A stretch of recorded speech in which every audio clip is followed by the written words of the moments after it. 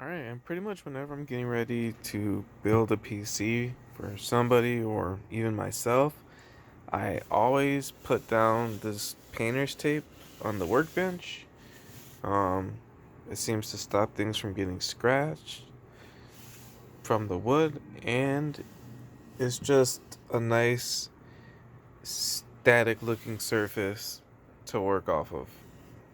The workbench is all beat up and stuff, so this is definitely a much better move. I have the power extension cord up here.